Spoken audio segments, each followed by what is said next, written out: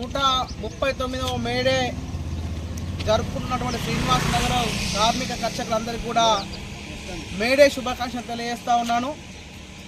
ప్రపంచవ్యాప్తంగా ఈరోజు కష్టం చేసేటువంటి కష్టజీవులందరూ కూడా చేసుకున్నటువంటి పండుగ రోజు ఈరోజు 1886వ సంవత్సరంలో చికాగో నగరంలో హేమా మార్కెట్లో కార్మికులందరూ సంబంధించిన పని గంటలు తగ్గించాలని చెప్పి ఆ రోజు పెద్ద ఎత్తున 22 రోజుల పాటు నిరవధిక సమ్మె చేస్తే ఆ సమ్మె మీద అక్కడ ఉన్నటువంటి ప్రభుత్వం సంబంధించిన కాల్పులు జరిపితే ఆ కాల్పులో కూడా భయపడకుండా కార్మికులకు సంబంధించినటువంటి 8 గంటల పనిదినం కావాలని చెప్పి ఆ రోజు పెద్ద ఎత్తున ప్రదర్శన నిర్వహిస్తున్నటువంటి నేపథ్యంలో తుపాకీ తూటాల వర్షం కురుస్తూ ఉంటుంది. ఆ తుపాకీ తూటాల వర్షం కురిసినా కూడా వాళ్ళ యొక్క ప్రదర్శన ఆపకుండా ముందుకు సాగుతూ ఉంటారు. అక్కడ ఉన్నటువంటి ఒక కార్మికులకు సంబంధించినటువంటిది రక్తంతో తడిచినటువంటి ఎర్ర చొక్కా, తెల్ల చొక్కా మొత్తం రక్తంతో ఎర్రగా అయిపోతూ ఉంటుంది. ఆ రక్తంతో చొక్కాను ఎగరేసుకుంటూ ప్రపంచ కార్మికులారా ఏకం కాండి, 8 గంటల పనిదినం మాకు సాధించేంత వరకు మేము పోరాటం విశ్రమించమని చెప్పి ఆ రోజు ఎగరేసినటువంటి ఆ ఎర్ర చొక్కా, రక్తంతో తడిచినటువంటి ఎర్ర చొక్కానే ఈరోజు మనం ఎగరేసేటువంటి ఎర్ర జెండా. అది ప్రపంచవ్యాప్తంగా అన్ని దేశాలు కుదిపేసింది. అంతర్జాతీయ కార్మిక చట్టాల రూపకల్పనకు నాంది పలికింది.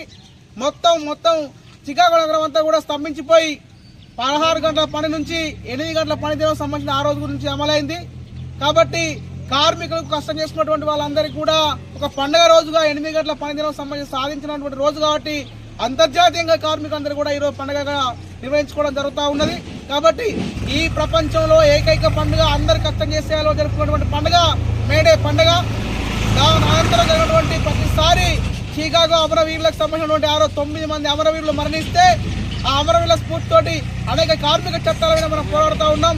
పిఎఫ్ కోసం, ఈఎస్ఐ కోసం, అదేవిధంగా వేతన సంబంధించిన దాని కోసం రకరకాల సంబంధించిన 29 కార్మిక చట్టాలను ఈరోజు భారతదేశంలో పోరాడి సాధించుకోవడం జరిగింది. కానీ ఈరోజు కేంద్రంలో ఉన్నటువంటి ప్రభుత్వం కార్మిక చట్టాలను కూడా నిర్వీర్యం చేసేటువంటి ప్రయత్నం చేస్తూ ఉన్నది. మొత్తం యజమానికి అనుకూలమైనటువంటి ప్రయత్నం చేస్తూ ఉన్నది.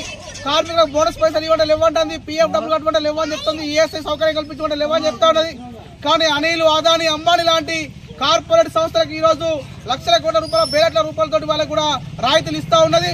కాబట్టి మేడే అమరవీరులకు, చికాగో అమరవీరులకు మనం శ్రద్ధాంజలి ఘటించడం అంటే ఈరోజు కార్మిక హక్కుల కోసం, అందరి కోసం న్యాయంగా ఉండేటువంటి చట్టాలని కాపాడుకొని వాటి కోసం కార్మిక వర్గం అంతా ఐక్యం చేసి ఈ ప్రభుత్వం అనుసరిస్తున్న కార్మిక వ్యతిరేక విధానాల పైన పోరాటం చేయడమే ఈరోజు మన నిజమైనటువంటి నివాళి, చికాగో అమరవీరులకు అర్పించేటువంటి నివాళి. కాబట్టి ఆ రకంగా భవిష్యత్ కాలంలో ఈ ప్రాంతంలో జరిగేటువంటి కార్మిక హక్కుల పోరాటంలో కూడా శ్రీనివాస్ నగర్ ప్రాంతంలో ఉన్నటువంటి ప్రజానికం అందరూ కూడా అధిక సంఖ్యలో పాల్గొని కష్టం చేసేవాడి వారికి పని చేసుకోవడం కోసం పని దొరకాలి, చేసిన పనికి ప్రతిఫలం దక్కాలి. పిఎఫ్, ఈఎస్ఎస్ అనే సౌకర్యాలు కానీ ప్రభుత్వ సంక్షేమ పథకాలు కూడా అన్ని కూడా కార్మికులకు అందాలని చెప్పిన నినాదంతో భవిష్యత్తులో జరిగే ఉద్యమాల్లో కూడా ఈ ప్రాంతంలో ఉన్నటువంటి వాళ్ళందరూ కూడా అధిక సంఖ్యలో పాల్గొని చికాగో అమరవీరుల స్ఫూర్తిని కొనసాగిస్తారని మరొకసారి తెలియజేస్తూ సెలవు తీసుకుంటా ఉన్నాను.